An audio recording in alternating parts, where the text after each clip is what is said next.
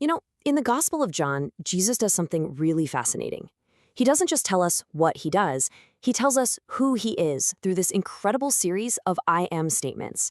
And today, we're going to unpack two of the most radical claims he ever made, declarations that completely flip the script on life, death, and divinity itself. So to really get a handle on the power of what Jesus says, we actually have to start with his forerunner, John the Baptist. It's all about this contrast. You see, John figures out who he is by saying what he is not. It's like he's emptying himself out to make room for something bigger. And then, into that empty space, Jesus steps in with these incredibly definitive statements, I am. Yeah, let's start right there, this idea of knowing who you're not. It seems a little backward, doesn't it? But in John's gospel, it's actually the essential first step to understanding who Jesus truly is. I mean, just look at the clarity John had. People come up to him and ask, are you the Messiah? And he just says no. Okay, are you the great prophet Elijah? Nope. He is so crystal clear about his role that he says he isn't even worthy to untie the sandals of the one who's coming. Now, this isn't some kind of false modesty. It's deep, profound self-awareness. He knows he's the signpost, not the final destination. Okay, so with the stage perfectly set by John, Jesus steps forward, and he makes his first, just jaw-dropping claim. This wasn't just some new teaching. This was a statement that went right up against the fundamental reality of being human, death itself. Just let that sink in for a second. Whoever keeps my word will never taste death.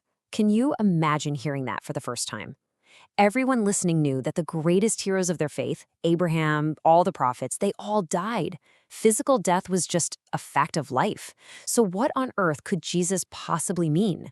Well, he wasn't talking about avoiding biological death. He was talking about a totally different kind of life, a quality of existence, a connection with God that's so real and so profound that physical death kind of loses its sting. It's an invitation to a life that death can't really destroy because it's already plugged into eternity. And this really lays out the choice he's offering, doesn't it? Are we just surviving, going through the motions, caught up in routine, fear, all the distractions? Or are we truly living a life that's packed with meaning and purpose, one that's anchored in his word? From this point of view, eternal life isn't something that starts when we die. It starts right now.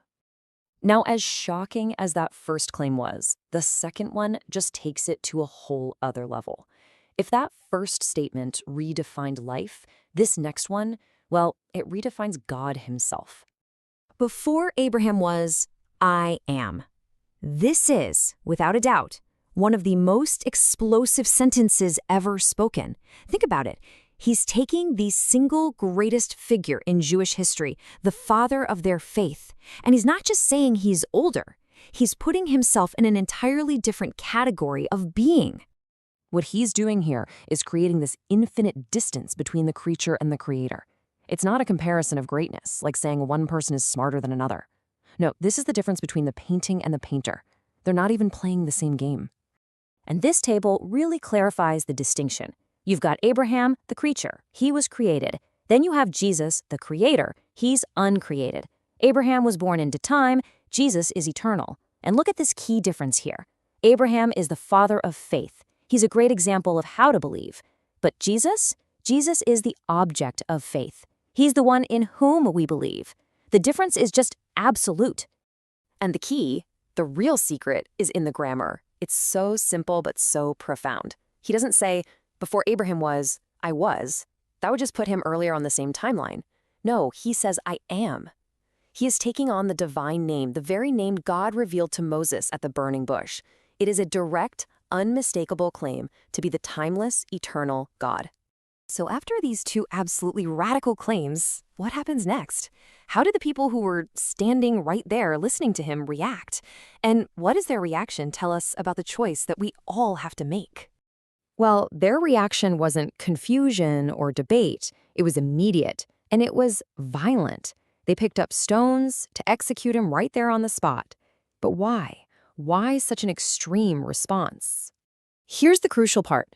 Their reaction wasn't because they misunderstood him. It was because they understood him perfectly. They knew exactly what Jesus was claiming. He was claiming to be God.